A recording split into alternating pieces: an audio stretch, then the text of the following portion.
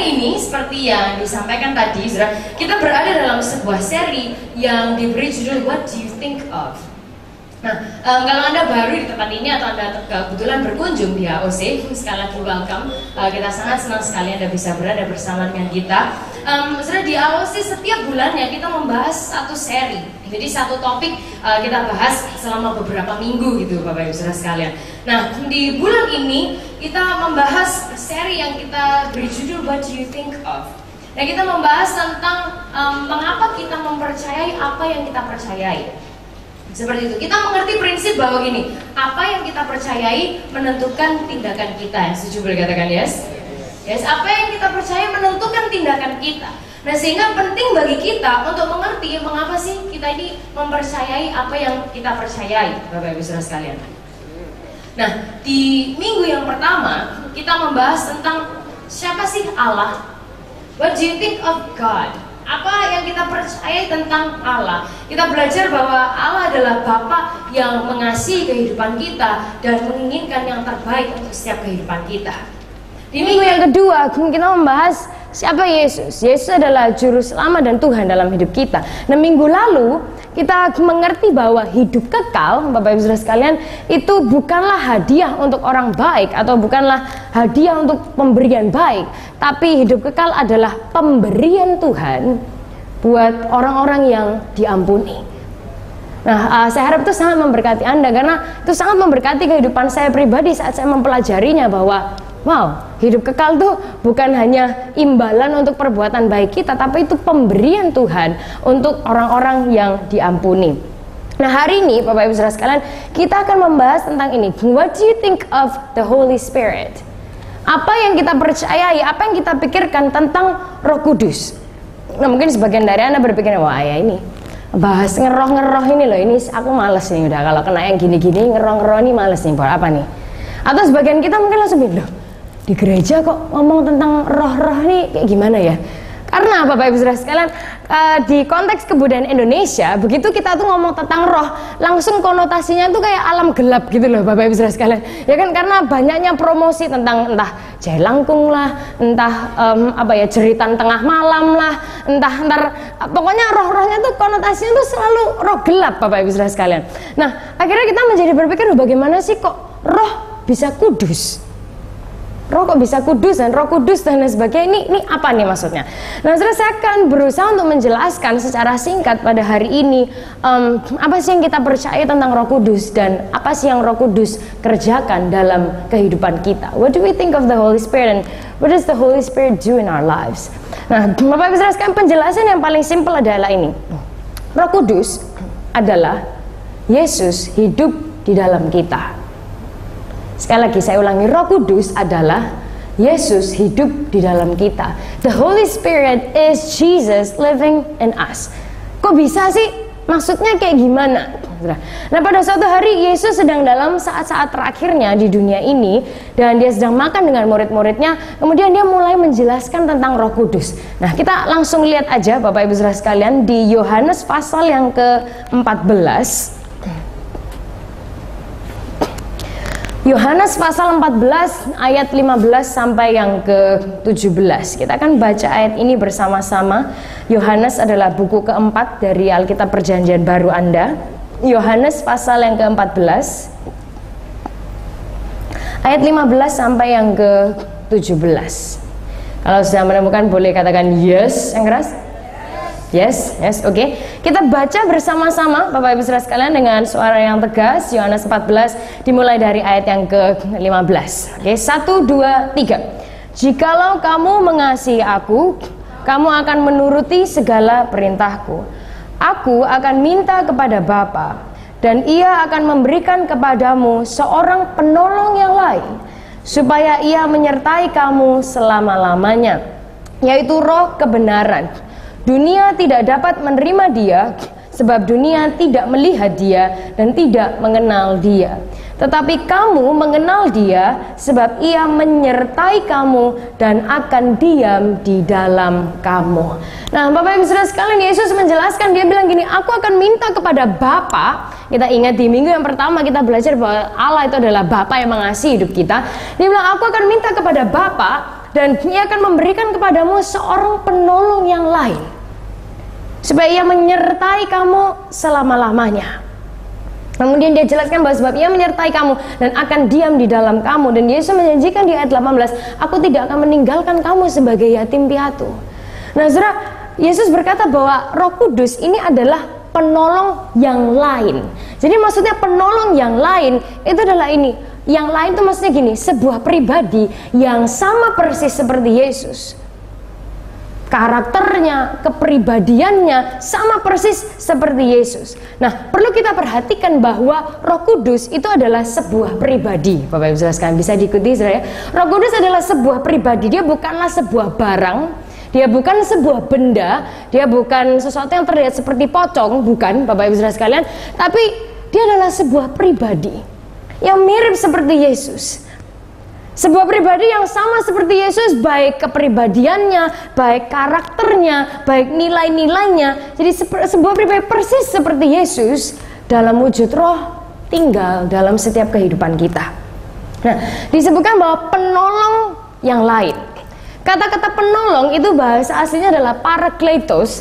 Parakletos artinya adalah someone who is called alongside to help you. Seseorang yang diutus untuk mendampingi kita, untuk menolong kita. Dia adalah pelindung, penasehat, ibarat pengacara buat kita. Dia adalah perantara kehidupan kita.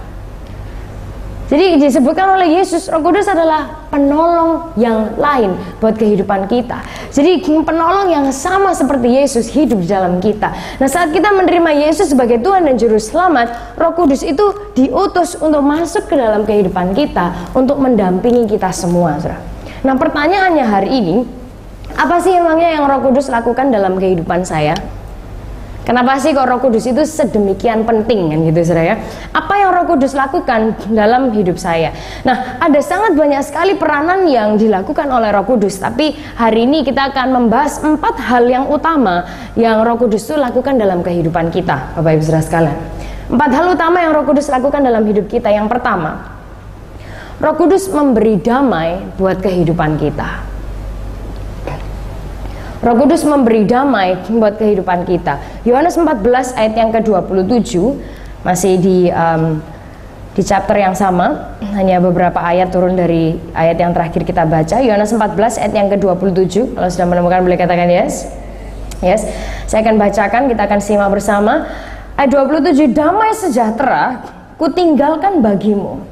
Damai sejahteraku kuberikan kepadamu, dan apa yang kuberikan tidak seperti yang diberikan oleh dunia kepadamu. Janganlah gelisah dan gentar hatimu. Bapak Ibu saudara sekalian, inilah yang Yesus janjikan bagi kehidupan kita semua. Dia bilang, apapun situasi yang kamu hadapi, dia bilang, damai sejahteraku kuberikan kepadamu. Yang artinya adalah damai yang hanya dari Dia saja, damai yang hanya bisa diberikan oleh Yesus dan bukan dari hal yang lain dalam kehidupan ini, Bapak Ibu saudara sekalian. Nah, jujur bicara hari ini saya nggak tahu apa yang sedang Anda hadapi. Saya nggak tahu apa yang mungkin sedang Anda khawatirkan, Bapak Ibu saudara sekalian. Tapi ini janji Tuhan buat setiap kehidupan kita. Nah, Mazmur 23 yang terkenal berkata gini, Tuhan adalah gembalaku, tak akan kekurangan aku, yang membaringkan aku di padang rumput yang hijau, bla bla bla. Kemudian Daud berkata seperti ini, saudara. Sekalipun aku berjalan dalam lembah kekelaman, aku tidak takut bahaya, sebab Engkau besertaku. Bapak Ibu saudara sekalian, ayat itu bilang gini, sekalipun aku berjalan dalam lembah kekelaman. Yang artinya, Bapak Ibu saudara sekalian, kalau saat ini mungkin kehidupan Anda sedang menghadapi kesulitan atau persoalan hidup, Anda menghadapi tantangan, Anda menghadapi hal-hal yang aduh, aku nggak tahu nih harus kayak apa. Anda menghadapi hal-hal yang kenapa kok situasinya harus seperti ini, and it's been so long. Bapak Ibu saudara sekalian, saya perlu mengingatkan kepada kita, ayat ini berbicara seperti sekalipun aku berjalan, saudara. Yang artinya adalah apa? Yang artinya kita tidak akan berada dalam situasi lembah untuk selama-lamanya. Setuju katakan yes? Dia bilang sekalipun aku berjalan dalam lembah kekelaman, yang artinya adalah you're not gonna be in the valley forever. Kalau mungkin situasi hidup kita hari ini Bapak Ibu saudara nggak sesuai dengan bayangan kita, nggak sesuai dengan harapan kita, Saudara, yakinlah bahwa Anda tidak akan selalu diam di dalam lembah karena kita sedang berjalan. Yang setuju katakan yes. Sehingga saudara, kita harus ingat bahwa ini, your present situation is not your final situation. Situasi kita hari ini bukanlah situasi akhir buat kehidupan kita, Bapak Ibu Saudara sekalian. Karena apa? Karena kita sedang berjalan. Because there is hope. Karena ada pengharapan di depan kita. Dan Tuhan juga berjanji, Yesus berjanji bahwa roh kebenaran, kamu akan mengenal dia sebab ia menyertai kamu dan akan diam di dalam kamu.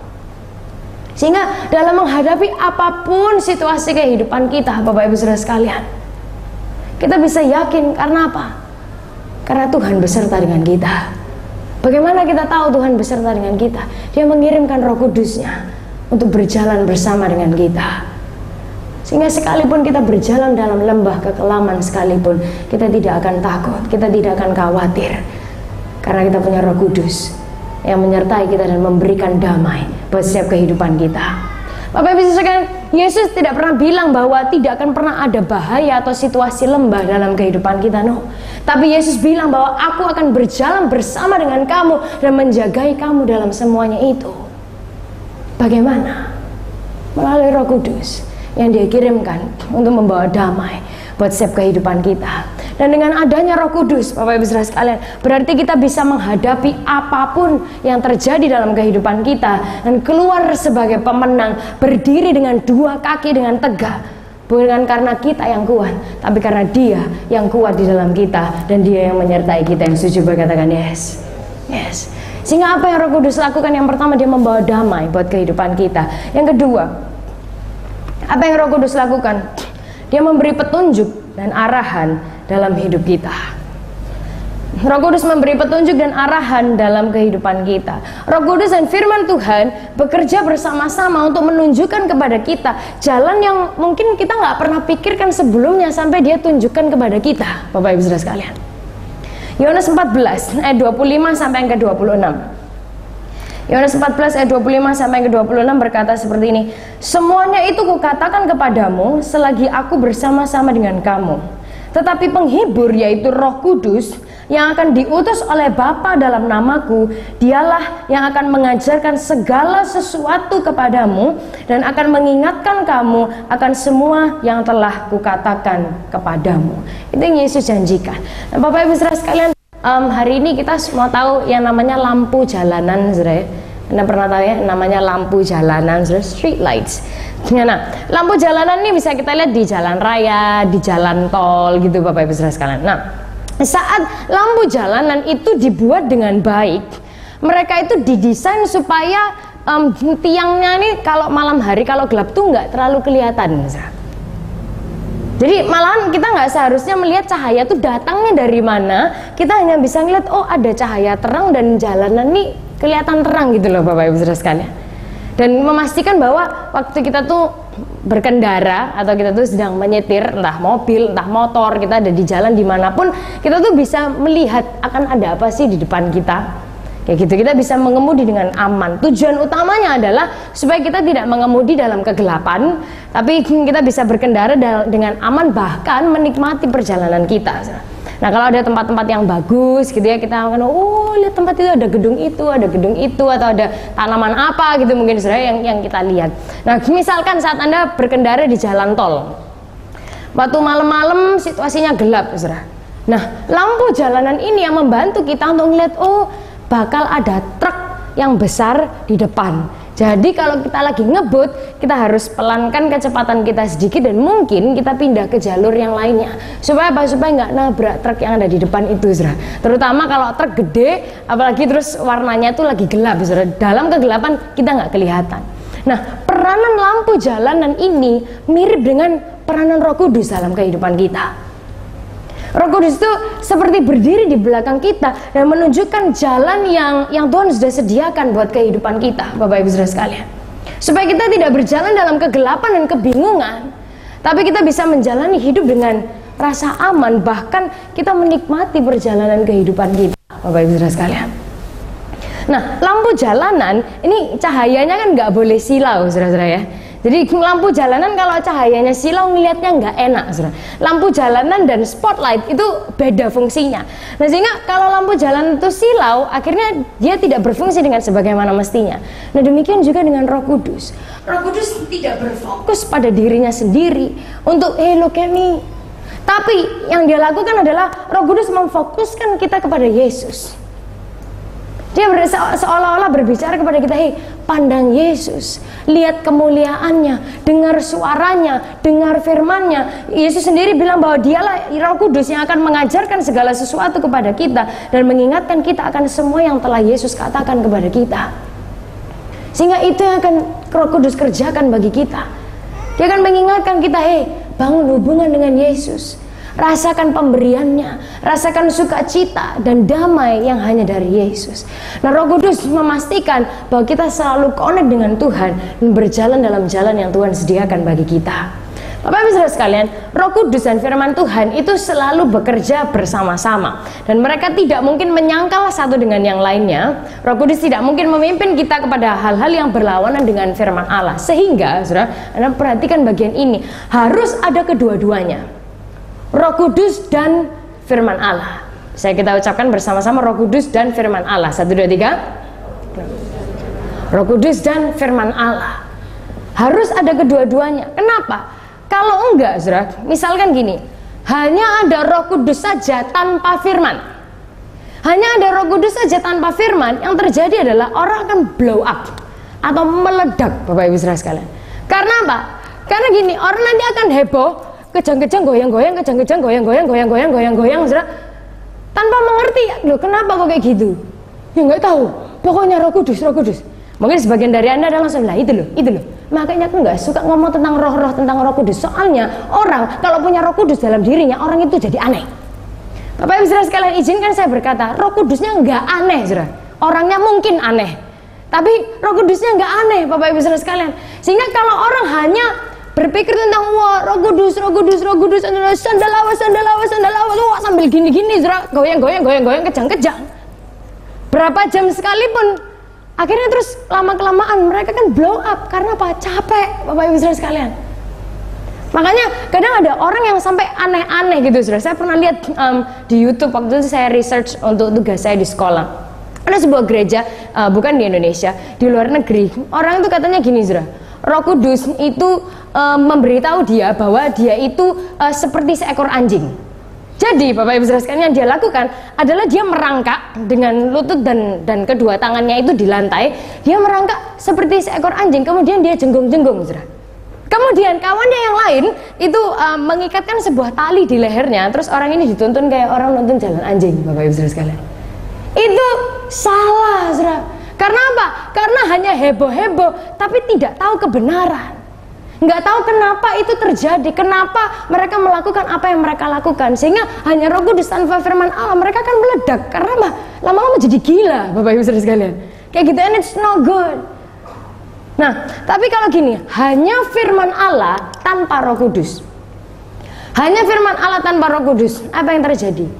It's gonna be so dry. Kering sekali, saudara. Bukannya firman Allah nggak berkuasa, no. Firman Allah berkuasa karena apa? Karena firman Allah ditulis oleh Roh Kudus, Bapak Ibu Saudara sekalian. Bisa diikuti, saudara. Firman Allah tanpa Roh Kudus, akhirnya kita jadi kering rohani. Akhirnya kita cuma gini baca, ya segini. Mau apa lagi kehidupan? Ya hidup tuh ya sudah gini nih. Pokoknya kan setiap minggu ya pokoknya ke gereja, absen, hadir gitu supaya nggak ditelepon-telepon sama orang komsel. Komsel ya dateng ya kan, pokoknya nggak usah repot gitu loh. Datang aja biasa aja.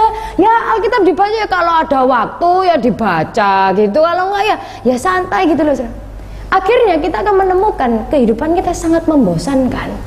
It's very boring, it's very dry. Kenapa? Nggak ada orang Jawa tuh bilang nggak ada gregetnya tuh loh, Bapak Ibu Saudara sekalian. Ya untuk orang yang lihat di TV saat ini, greget itu bahasa Jawa asli, jadi Anda belajarnya kan. Orang tuh kayak kehidupan tuh nggak ada gregetnya, nggak ada semangatnya, nggak ada drive-nya, Bapak Ibu Saudara sekalian. Akhirnya kita merasa cepat bosan. Tapi saat ada Roh Kudus dan ada firman Allah berjalan bersama-sama, Bapak Ibu Saudara sekalian, kita akan melihat pertumbuhan dan perubahan hidup yang luar biasa. Yang setuju katakan yes. goodness. Saat Roh Kudus dan firman Allah kita izinkan untuk aktif dalam kehidupan kita, kita akan melihat perubahan hidup yang luar biasa, dan kehidupan kita akan terus dibangun menjadi lebih baik lagi, lebih baik lagi, dan lebih baik lagi, Bapak Ibu Saudara sekalian. Sehingga petunjuk dan arahan Roh Kudus sangat penting bagi setiap orang. Nah, Roh Kuduslah yang menunjukkan dan kemudian memimpin kita kepada rencana Tuhan yang Dia sediakan buat kehidupan setiap kita. Nah, sayangnya Bapak Ibu Saudara sekalian, banyak orang yang terbalik dengan proses ini. Sekarang seringkali yang terjadi adalah gini, kita rencanakan dulu apa yang kita mau, 1, 2, 3 sampai 10, A sampai Z selesai semua, baru kemudian kita bilang, Tuhan, ini rencanaku, berkati ya. Tuhan, ini loh rencanaku, berkati ya. Oke, see you. Gitu ya. Kayak ibaratkan kita tuh gini, Tuhan kasih meterai 6.000 rupiah gunting, tek, udah ya Tuhan ya, dadah. Gitu Bapak Ibu Saudara sekalian. Tapi no, saudara, satu hal yang akan mengubah kehidupan kita adalah gini, tuntunan langsung dan konstan dari Roh Kudus dalam semua aspek kehidupan kita, dalam setiap kegiatan, dalam setiap rencana yang kita lakukan dalam kehidupan kita. Saat kita melibatkan Roh Kudus dalam kehidupan kita, dalam rencana kita, Bapak Ibu Saudara sekalian, Anda akan sungguh melihat Dia akan menuntun kita dari satu hal, satu demi satu. Saat kita berpikir, Tuhan, aku nggak tahu loh Tuhan, ini harus kayak apa, Tuhan, langkah apa yang harus diambil. Saat Anda bilang, Roh Kudus tuntun aku, Anda akan sungguh melihat Dia benar-benar menuntun kehidupan kita, Bapak Ibu Saudara sekalian. Jadi apa yang Roh Kudus lakukan buat hidup kita? Dia memberi damai, dan Dia memberi petunjuk dan arahan dalam hidup kita. Yang ketiga adalah ini, Roh Kudus yang mengambil perhatian kita. Terus apain dong? Roh Kudus mengambil perhatian kita, dan Dia melakukan dua hal dengan perhatian kita, saudara. Dia mengambil perhatian kita dan Dia mengarahkan perhatian kita, yang pertama kepada Yesus, dan yang kedua Dia mengarahkan perhatian kita kepada orang lain. Apa yang Roh Kudus lakukan? Dia mengambil perhatian kita dan mengarahkan perhatian kita kepada Yesus dan juga kepada sesama atau orang lain. Sehingga Bapak Ibu Saudara sekalian, orang yang dikuasai Roh Kudus atau orang yang berjalan bersama dengan Roh Kudus, orang itu tidak akan pernah menjadi orang yang selfish atau egois. Karena apa? Kalau dia berjalan dengan Roh Kudus akan selalu memfokuskan pikirannya kepada Yesus dan kepada orang lain, Bapak Ibu Saudara sekalian. Nah, pernahkah Anda merasa misalnya nih, saudara, Anda lagi dalam perjalanan, Anda lagi nyetir, Anda lagi naik motor misalnya, saudara, kemudian tiba-tiba ada ingat, oh ya, aku ingat temanku si A dulu, kok beberapa waktu aku belum ngobrol sama dia, kira-kira dia apa kabar ya? Dan mungkin abis gini aku telepon dia aja deh untuk menanyakan kabarnya dan ngobrol lah sama si dia. Bapak Ibu Saudara sekalian, itu Roh Kudus yang mengingatkan kehidupan Anda. Misalnya Anda lagi duduk di rumah dan kemudian Anda teringat kawan Anda, oh iya ya, aku BBM dia aja lah, abis gini aku tanya kabarnya gimana. Itu Roh Kudus yang mengingatkan hidup Anda. Bapak Ibu Saudara sekalian, Roh Kudus gak akan datang dalam hidup Anda terus bicara tuh suaranya kayak gini, anakku, di sini adalah Roh Kudus, jadi kamu harus mendengarkan saya. Bukan, saudara. Kalau misalnya Roh Kudus suaranya kayak gitu, orang Surabaya kita mencolot, Bapak Ibu Saudara sekalian. Kita pasti langsung lompat dan kita ketakutan. Wow, apa ini? Akhirnya itu kita mikirnya jalagung dan kemudian tangisan tengah malam dan lain sebagainya, saudara. Tapi no, Roh Kudus, karena Dia adalah Roh yang membawa damai dan Dia adalah Roh kebenaran. Saat Dia berbicara kepada kita, Dia berbicara dengan suara yang sangat natural, alami, biasa, Bapak Ibu Saudara sekalian. Sehingga Anda merasa, aku nggak pernah loh ngerasa Roh Kudus itu yang sampai kayak apa.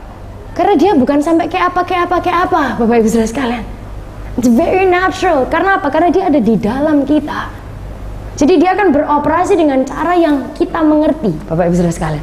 Sehingga mungkin waktu kita tuh lagi duduk, kita ngerasa kita pengen nelfon seseorang, atau Anda merasa Anda ingin mengucapkan hal-hal atau kayak encouragement kepada kawan Anda atau seseorang, itu Roh Kudus bekerja dalam kehidupan kita. Nah, Roh Kudus selalu mengambil perhatian kita dan Dia arahkan kepada Yesus dan kepada orang lain, sehingga Roh Kudus akan selalu mendorong kita untuk semakin mengasihi Tuhan dan semakin mengasihi sesama. Roh Kudus yang akan mengingatkan kita bahwa hari ini harus komsel loh. Roh Kudus yang akan mengingatkan kepada kita, hey, one to one, kamu belum ya. Karena apa? Karena Roh Kudus akan selalu memusatkan perhatian kita kepada Yesus dan kepada sesama kita, Bapak Ibu Saudara sekalian. Yang ketiga, nah yang terakhir, Saat Yesus tuh berjanji bahwa kita memiliki kepastian Roh Kudus dalam hidup kita tuh menerima Yesus sebagai juru selamat, Roh Kudus langsung masuk ke dalam hidup kita. Apa yang Roh Kudus lakukan? Dia kasih kita damai, Dia memberi kita petunjuk dan arahan, Dia mengarahkan perhatian kita kepada Yesus dan orang lain. Tapi Bapak Ibu Saudara sekalian, perhatikan yang satu ini. Apa yang Roh Kudus lakukan, Bapak Ibu Saudara sekalian? Lebih dari semua hal, saat Yesus tuh menjelaskan tentang Roh Kudus, Yesus selalu berbicara bahwa ini Roh Kudus akan memberi kesaksian tentang dirinya, tentang Yesus. Sekali lagi saya ulangi, lebih dari semua hal, saat Yesus tuh menjelaskan tentang Roh Kudus, Yesus selalu berbicara bahwa Roh Kudus akan memberi kesaksian tentang dirinya. Yang artinya, Bapak Ibu, artinya gini, saat kita ini memiliki Roh Kudus dalam kehidupan kita, artinya kita harus menjadi saksi-saksi Tuhan. Saat kita memiliki Roh Kudus dalam kehidupan kita, Dia yang akan memberi kita kuasa, memampukan kita untuk menjadi saksi bagi Dia. Karena apa sih? Karena Yesus tahu bahwa hanya saat kita ini aktif bergerak menjadi saksi, disitulah kita sendiri akan melihat bagaimana sih besarnya kuasa Roh Kudus yang bekerja dan mengubahkan kehidupan orang. Dan bahkan, Bapak Ibu Saudara, bahkan kita akan melihat bagaimana Dia mengubahkan kehidupan kita dan orang lain pada saat yang bersamaan. Kapan kita bisa melihat itu? Saat kita menjadi saksi, Bapak Ibu Saudara sekalian. Dan Yesus bilang di Kisah 1 ayat yang ke-8. Kisah pasal 1 ayat yang ke-8, sebelum Yesus naik ke sorga, Dia mengucapkan kata-kata ini. Ini ibarat kayak kata-kata akhir Yesus sebelum Dia naik ke sorga. Kisah 1 ayat yang ke-8, Yesus berkata, "Tetapi kamu akan menerima kuasa kalau Roh Kudus turun ke atas kamu, dan kamu akan menjadi," apa Bapak Ibu Saudara sekalian? Bukan menjadi sakti, tapi menjadi saksiku, Bapak Ibu Saudara sekalian, di Yerusalem dan di seluruh Yudea dan Samaria dan sampai ke ujung bumi. Yesus bilang, kamu akan menerima kuasa kalau Roh Kudus turun ke atas kamu. Terus buat apa Roh Kudusnya? Dia bilang supaya kamu bisa menjadi saksiku dimanapun kamu berada. Yohanes 15 ayat yang ke-26 sampai yang ke-27. Yohanes 15 ayat 26 sampai yang ke-27. Kita akan ucapkan ayat ini bersama-sama. Yohanes 15 ayat 26 sampai yang ke-27. 1, 2, 3. "Jikalau penghiburnya akan kuutus dari Bapa datang, yaitu Roh kebenaran yang keluar dari Bapa, Ia akan bersaksi tentang aku. Tetapi kamu juga harus bersaksi, karena kamu dari semula bersama-sama dengan aku." Bapak Ibu Saudara sekalian, berjalan bersama dengan Roh Kudus berarti setiap orang, setiap dari kita, siapapun kita nggak ada yang sempurna, Bapak Ibu Saudara sekalian. Tapi justru itu, Roh Kudus bisa pakainya orang yang nggak sempurna, saudara. Berjalan bersama dengan Roh Kudus berarti setiap orang diperlengkapi dengan kuasa untuk memenangkan orang lain buat Yesus. Dengan apa? Dengan menggunakan cerita hidup kita sendiri, Bapak Ibu Saudara sekalian. Karena itu di awal kita selalu bilang bahwa setiap angka itu punya nama, setiap nama punya cerita kehidupan, dan setiap cerita kehidupan itu berharga.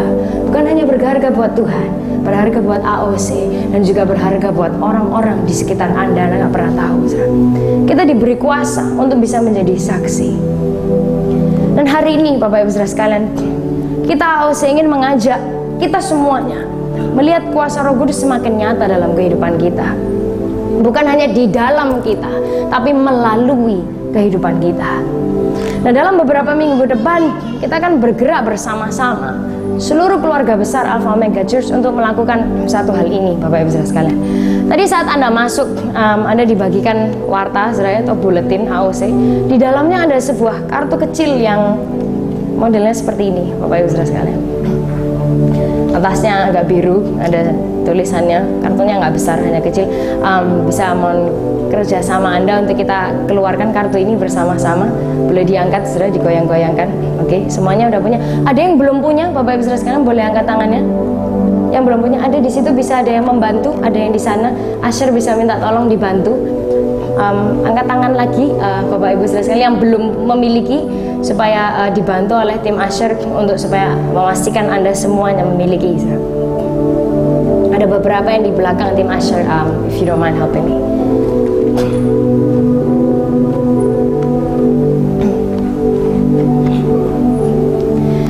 Bapak Ibu Saudara sekalian, sambil itu dibagikan, sambil akan saya jelaskan apa sih yang akan kita lakukan. Bagaimana kita bisa merasakan kuasa Roh Kudus sungguh-sungguh bekerja dan kita tuh bisa menjadi saksi, saudara. Ada 3 langkah yang akan kita lakukan bersama-sama, kegerakan yang akan kita buat seluruh AOC di Surabaya, Palangkaraya, dan Jakarta. Saudara, ini yang akan kita lakukan. Yang pertama, kita akan berdoa. Setiap hari Senin dan hari Jumat jam 8 pagi, Bapak Ibu Saudara sekalian, kita akan bersama-sama berdoa. Jadi misalnya Anda yang lagi siap-siap, Anda lagi mandi gitu, saudara, Anda doa di kamar mandi boleh lah, Bapak Ibu Saudara sekalian. Atau misalnya Anda sedang dandan gitu, Anda doa. Atau Anda udah nyampe di kantor, Anda bisa doakan. Anda di tempat kuliah, tempat sekolah, Anda bisa lakukan. Nah, saudara, doanya hanyalah simple seperti ini. Tuhan, jadikan aku terang di, sebut nama tempat kerja atau kuliah atau sekolah Anda. Anda mikir, lah aku ibu rumah tangga gimana? Saudara, bukan mustahil Tuhan bisa pakai kehidupan satu orang ibu rumah tangga menyelamatkan satu perumahan, Bapak Ibu Saudara sekalian. Leo, Bapak Ibu Saudara sekalian, okay, I have big faith in this. Jadi saudara, Anda bisa ucapkan, Tuhan, jadikan aku terang di, sebut nama tempat kerja, kuliah, sekolah atau perumahan Anda.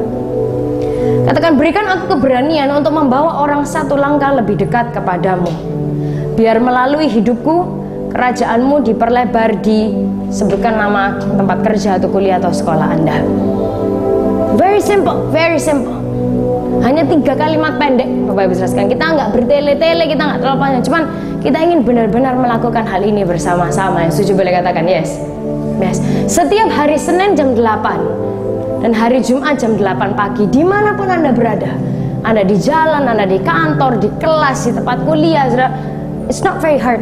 Hanya 3 kalimat pendek yang Anda bisikan. Tuhan, jadikanlah aku terang di mana. Berikan aku keberanian untuk membawa orang satu langkah lebih dekat kepadamu. Biarlah melalui hidupku kerajaan-Mu diperlebar di sebenarnya. Kalau misalnya untuk saya, saudara, berarti gini. Tuhan, jadikanlah aku terang di Surabaya, Palangkaraya, dan Jakarta. Berikan aku keberanian untuk membawa orang satu langkah lebih dekat kepadamu. Biar melalui hidupku kerajaan-Mu diperlebar di Surabaya, Palangkaraya, dan Jakarta. Itu yang pertama, saudara. Kita akan berdoa bersama-sama setiap hari Senin dan Jumat pagi pukul 8. Yang setuju boleh angguk-angguk kepalanya, katakan yes, saudara. Oke ya, kita akan melakukan hal itu bersama-sama Senin dan Jumat jam 8. Hanya pendek aja, saudara. 15 detik mungkin nggak nyampe, Bapak Ibu Saudara sekalian. Oke. Kemudian yang kedua yang akan kita lakukan adalah ini. We're gonna invest together. Kita akan invest. Maksudnya apa? Di AOC kita selalu diajar, saudara, invest baru invite. Jadi ya invest yang kita lakukan setiap hari Senin dan Jumat, ya, karena kita paginya udah doa, saudara. Senin dan Jumat siang, kira-kira jam 12 atau jam makan siang Anda, kita akan membangun hubungan dengan 1-2 orang yang ingin kita bawa kepada Yesus. Entah itu mungkin Anda ajak mereka makan siang di tempat kerja atau keluar dari tempat kerja bareng-bareng, Anda ajak ngafe, Anda ajak yang kuliah belajar bersama, atau yang mungkin, loh aku di rumah ya terus ngapain? Mungkin Anda ajak masak bersama, saudara. Atau Anda ajak, ayo anak-anak kita play date, anak-anak kita biar main bareng. Terus kemudian Anda bisa ngobrol dengan orang tua yang lainnya atau apapun, Bapak Ibu Saudara. We're gonna invest setiap hari Senin dan Jumat jam 12 siang. Nggak usah ngomongin tentang Yesus, ngomong tentang hidup aja, tentang kehidupan, tentang hobi, tentang nggak tahu lah, drama Korea apapun, Bapak Ibu Saudara sekalian. Oke, just be their friends, jadi teman mereka. Kemudian yang ketiga yang kita lakukan, kita akan invite. Setelah hubungan yang baik itu terjalin, kita akan invite mereka bersama-sama. Di bulan April, saudara, Love and Caring akan terjadi. Itu kesempatan besar buat Anda untuk mengajak mereka. Anda mungkin mau ajak mereka ke ibadah Paskah kita, Jumat jam 9, minggunya 3 kali seperti biasa, saudara. Ini kalau misalnya orang yang ke gereja cuma setahun 2 kali, nah ini wah itu target bukan cuma emas, platinum, Bapak Ibu Saudara sekalian. Oke, itu saatnya mereka untuk datang gitu loh, Bapak Ibu. Just come and see. Jadi ini yang mau kita lakukan bersama-sama. Dan saya yakin saat ini kita lakukan bersama-sama, ini menjadi sebuah kegerakan yang sangat powerful. Kita akan melihat Roh Kudus betapa besar kuasanya dalam kehidupan kita. Kita Kita akan berdoa bersama Senin dan Jumat jam 8 pagi. Kita akan invest Senin dan Jumat siangnya, saudara. Dan kemudian kita akan invite mereka bersama-sama. Satu cerita yang terakhir as we close. Beberapa waktu yang lalu, Bapak Ibu saudara sekalian, ada sekelompok pengusaha yang mereka tuh lagi di Chicago di Amerika. Mereka sedang menghadiri sebuah konferensi dan seminar tuh berjalan beberapa hari, dan mereka udah dengan jadwal yang sangat-sangat padat sekali mereka mengikutinya. Kemudian setelah beberapa hari jadwal yang padat, langsung di hari terakhir mereka they rush to catch their flight. Mereka terburu-buru untuk ngejar pesawat supaya mereka bisa pulang ke kota mereka masing-masing. Nah, karena saking terburu-burunya mereka, Bapak Ibu Saudara sekalian, mereka jalan cepat-cepat dengan semua koper mereka, laptop, barangnya banyak sekali. Kemudian mereka berlari-lari, mereka berusaha untuk tiba di bandara tepat pada waktunya supaya nggak ketinggalan pesawat. Karena saking terburu-burunya mereka, Bapak Ibu Saudara sekalian, dalam perjalanan secara nggak sadar mereka menyenggol yang namanya tuh kedai apel, saudara. Jadi satu bakul apel yang nggak terlalu besar. Karena nggak sadar, tiba-tiba tas kopernya tuh nyenggol kedai apel ini, brak. Kemudian semua apel tuh berhamburan dan apelnya tuh di lantai itu sudah penuh apel, Bapak Ibu saudara sekalian. Nah, tapi mereka ini merasa udah nih nggak mungkin sempat untuk noleh ke belakang lagi, nih jamnya udah terlambat, udah cepet-cepet kita. Akhirnya mereka lari, semuanya oke lah, nggak bisa lah, soalnya ini nanti terlambat, kita mau buang duit berapa. Mereka semua tergesa-gesa, mereka pergi ke arah bandara, kecuali satu orang pria ini. Kemudian dia berdiri di situ, dia bingung, saudara. Dia merasa bersalah, tapi dia juga mikir gimana nanti kalau pesawat terlambat.